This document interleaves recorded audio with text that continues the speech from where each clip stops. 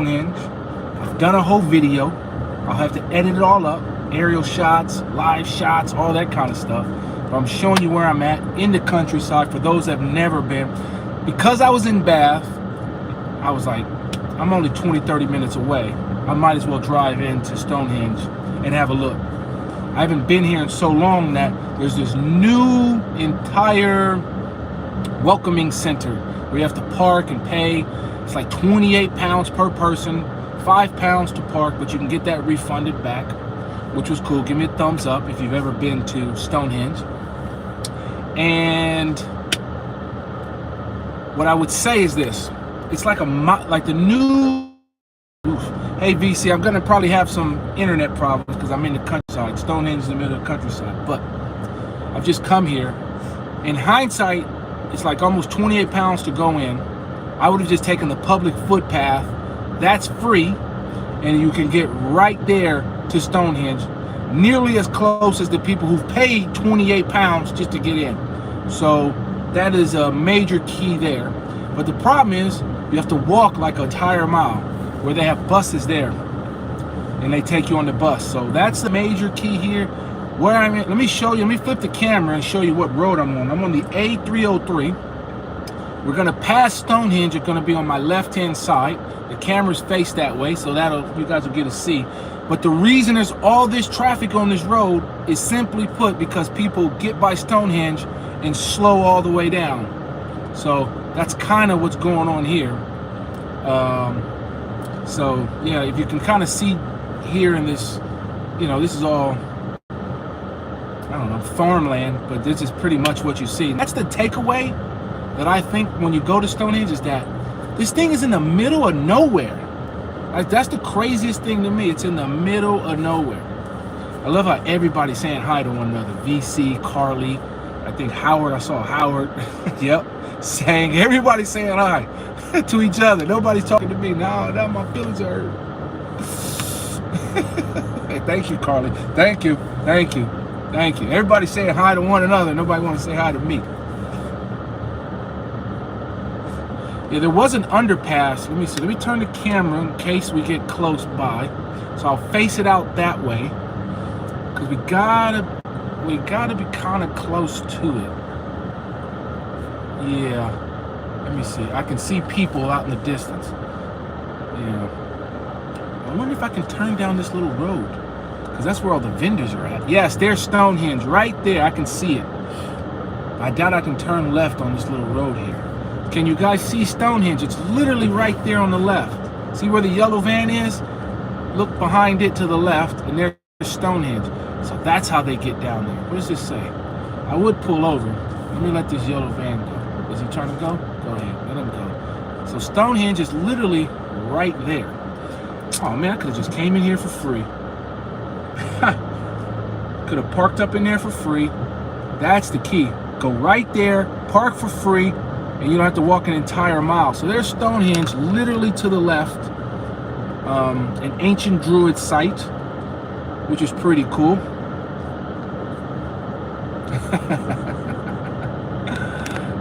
Howard, only the ladies are allowed to call me daddy. But there's Stonehenge. You can barely kind of see it, but those are the rocks there. As you drive down this little A303 road, this A road, and it's right there. So yeah, I think that's the major key. That's why it's so slow here. Everybody slows down to kind of take in Stonehenge. So I think a major key, because you can do it, you can get just as close as these people if you just take the public footpath and save yourself 30 pounds a person. So that's what I would do if I was doing it again. So we'll come back to me, because now it's to my immediate left. But there's traffic because everybody's looking at it. Even I'm driving all slow, being a nosy Nelly. And it was hot too walking around there. Woof! Was I melting? Hot. There's just nothing but traffic. So you can kind of see the road that I'm on. I don't know if it's gonna go out because it gets hilly. We're in the middle of nowhere. So I was gonna try to stop by Diddley Squat Farm on my way, which is what's the Top Gear Guy Presenters Farm, but gonna take you out. It's kind of that, but yeah, it cost me some money, but I get to thank my poker friends because they sponsored this trip. Yes, sponsored by and Dave and Paul. Thank you very much for your donation. You've paid. Jeremy Clarkson, the farmer. Yeah, I was gonna go there, but it's closed. It's 4 o'clock. I'm heading up to go to the quiz. I'm trying to make it to the pub quiz. So I'll be going live again in like 4 hours as I make it back up north. So I plan to do the pub quiz. So that's gonna be fun. Yes, it's a beautiful place, Kay, but once you've seen it, you've seen it. However, let me turn this camera to me. However, Kay, let me say this. The new welcoming center is what I'll call it. The new welcoming center is really nice. Takes you back to like prehistoric times and shows you where it relates to other monolithic places. And they have like skeletons and bones and reconstructions of the people who lived there, which was pretty neat to see. I quite enjoyed that. So that was Stonehenge, just right behind me. Now it's time to get back up to civilization because we're in the middle of nowhere. What's creepy? I'm at a red light, so let me stop and read these comments as they scroll.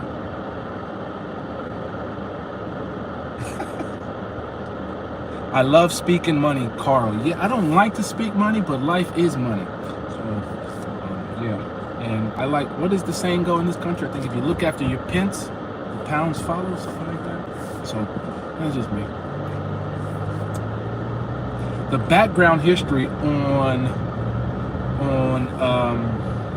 Stonehenge was kind of cool. Like, it showed how it started off, I don't know, like this massive circle kind of thing. And then they have these wooden, I'm gonna call them spikes, kind of around, like a way bigger circle. Like, it's a bigger structure. What you don't appreciate, and I didn't appreciate until I put my drone in the air, was literally how big the actual structure is. You got the stones, which we can see, but that's like the top layer of a multi-layer cake, and it's really a lot wider out when you think of it in that kind of scheme of thing. If you're looking top down on a multi-layer cake, you know, the Stonehenge is like the top part, but then there's this wider view that you can see, which is pretty cool. So I enjoyed that. That was pretty cool. It was hot. It's a hot one today, 32 degrees, and it feels every bit of 30. So when you see the actual video, excuse me for complaining. I complained quite a lot throughout the video because it was pretty hot. But yeah, now I'm trying to make my way up. 2.5 hour drive. I'm not gonna go live for 2.5 hours. I don't plan to, at least. And yeah, so we're rolling. What's the speed limit? I don't want these mobile cameras.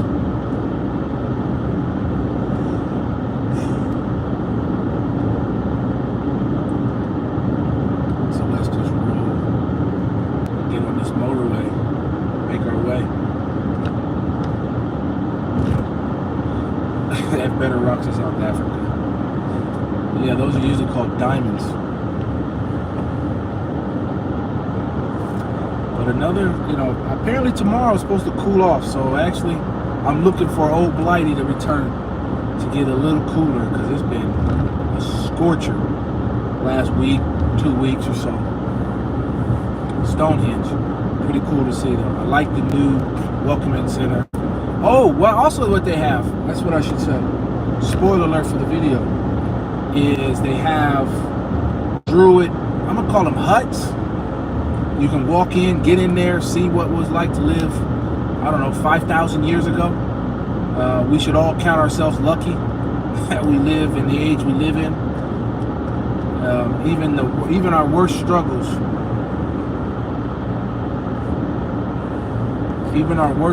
are nothing like their struggles. The Romans were there, And when the Romans got there, the Stonehenge was already ancient, which was pretty cool. I mean, I think it's cool. Now, this was the comment I made when I FaceTimed my friend, was there are no pyramids. They're not like, the pyramids to me are still the coolest things I've seen and touched and gone into. So for me, going to the pyramids, to me, is like mind-blowing. So even though these are built around the same time, according to that timeline, they're built around the same time as the pyramids. That's what it said. That's what the thing said. So I thought it was cool.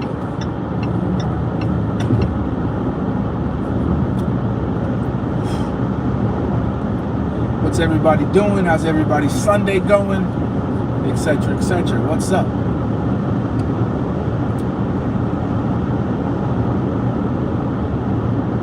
So we just driving. Let me put you on the motorway.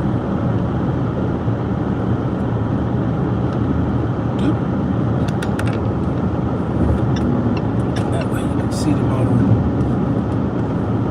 Were they built by aliens? No. Were they built by aliens? Were the pyramids built by aliens? No. What I will say is this. This is why I say they're not built by aliens or anything crazy like that. You have to put into a concept like this. The technology that they used has been lost to mankind, in the sense that we don't know fully well how it's done. But just think about it in our, I don't want to say our lifetime, but in our family, you know, like our moms or grandparents' lifetime, we haven't been to space in terms of landing on the moon. That technology is not necessarily lost to us, but we have to redevelop that technology of getting to the moon, landing on the moon, etc., etc. And that was in a human's lifetime ago, people we haven't all known. Now, I don't want to open up a can of freaking conspiracy theorists and then they start flooding my channel telling me that we didn't go to the moon, but I'm just talking about technology and how easy it can be lost to time. You know, it can easily be lost to time. Doesn't take many generations to forget things. Now, the conversation I was having last night about technology, I was talking about Egypt and how they're like, you know, games. Like, you gotta realize these people are just like us. The ancient Egyptians, the ancient Druids, the ancient Romans, they're just like us. They laughed, they joked, they cried, they loved, they died. They did all of that stuff that we do, right? But they also played games. And these ancient games of how to play them are like lost to us, lost to time. You know, we can take our best guesses, but a lot of games lost to time. Lost to time. Oh, man.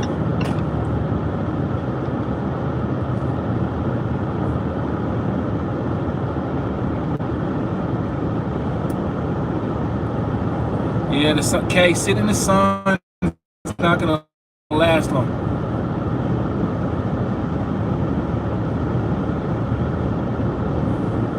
Yeah, so I've convinced myself that next year I'm getting an air conditioning unit. I'm definitely going to buy an air conditioning unit and have that in the house, because I'm not doing another heat wave without it. It is miserable. Bye, Carly. Have a good one. I'm not going to stay on too much longer anyways. This was just a quick chat to talk about Stonehenge and what I saw and what it was like, etc., etc., etc. So, which was cool. I'm just leaving it now. So, Carly, come join us for the quiz night, which is going to come up in a couple hours. So I'll be doing that. Yeah, UK houses sure need air conditioning these days. Call it global warming, call it, and it's gonna be shaky. So I'm gonna cut this video off. I'm gonna end it there, and I'll catch you guys in